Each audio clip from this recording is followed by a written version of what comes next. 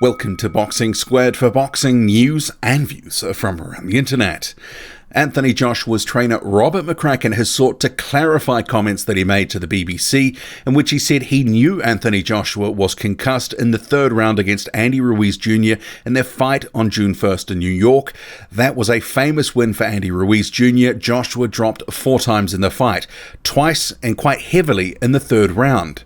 So he has come under criticism from a number of quarters, including from a brain injury charity, Headway, which called McCracken's admission a shocking one. So first I'll just get to McCracken's comments, which he made to the BBC Boxing podcast before getting to his clarification. He has issued a statement. So he said, "I knew he was concussed and I'm trying to get him through a few more rounds, one at a time, and see where he's at. He was glazy-eyed from when he got caught with the initial shot in the third round, and he carried that with him until the end.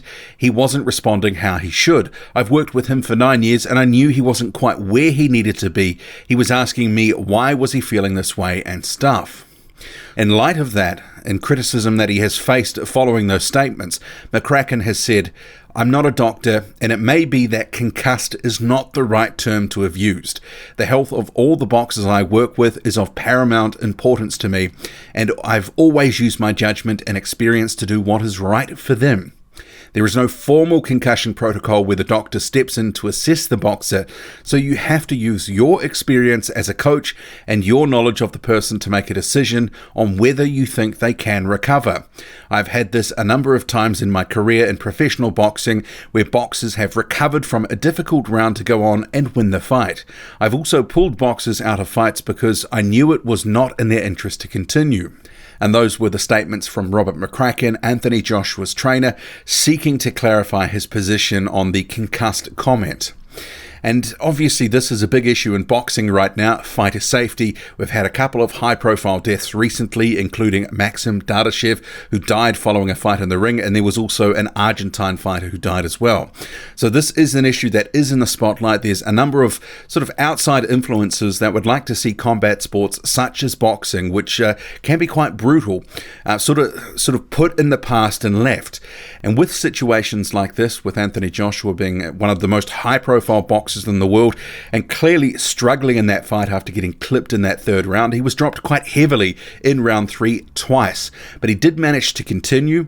Obviously, he couldn't quite regain his sort of feet under him in terms of the next few rounds. He didn't feel like he normally did, as he sort of expressed to his trainer in the corner. But he was still in that fight, and he was winning rounds on the judges' cards. But obviously, Robert McCracken in that situation was assessing things round by round.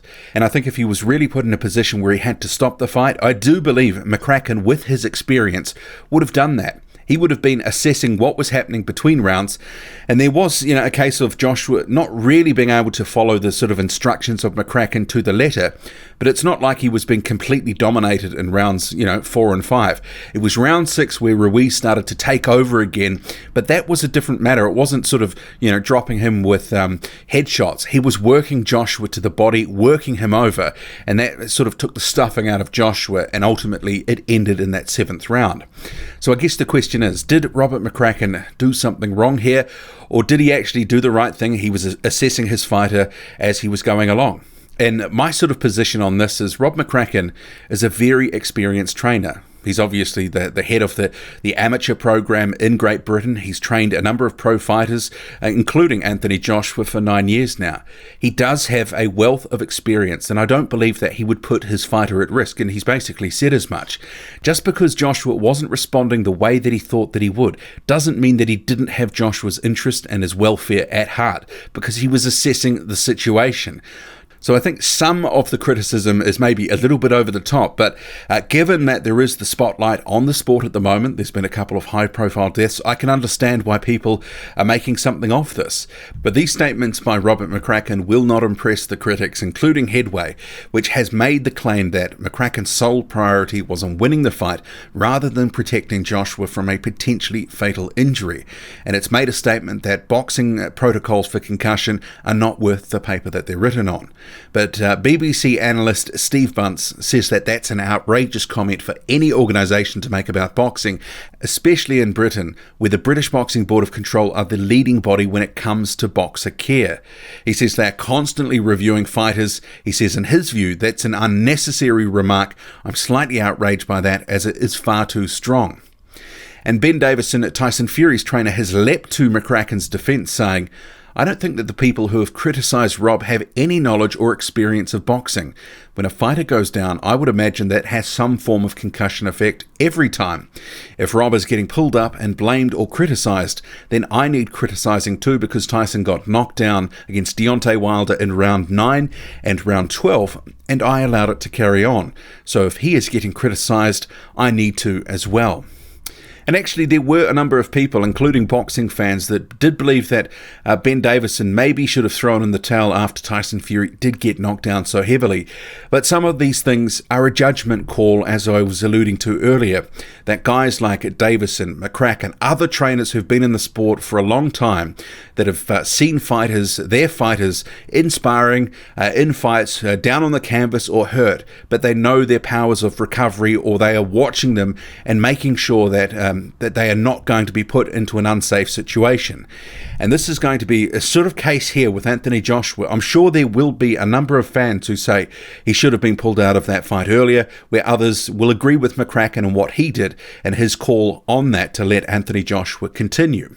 And certainly a number of boxers, as we know, will always want to continue even when they are hurt. They will try to disguise the degree to which that they are actually hurt. And their corner does have a duty of care and a responsibility to make sure that they're not sort of unnecessarily hurting themselves. And I think for the most part, we do see good calls made by corners. But McCracken here, I think for me, I think he made a decent call. I think Anthony Joshua, if he really was not in any fit state to continue in round 4, then McCracken would have pulled him out. And I think Joshua came out a little bit unsteady in round 4, but he didn't look completely gone. It wasn't a case of that. It was a case he was saved by the bell at the end of round 3. That minute or so of recovery time did benefit Joshua greatly.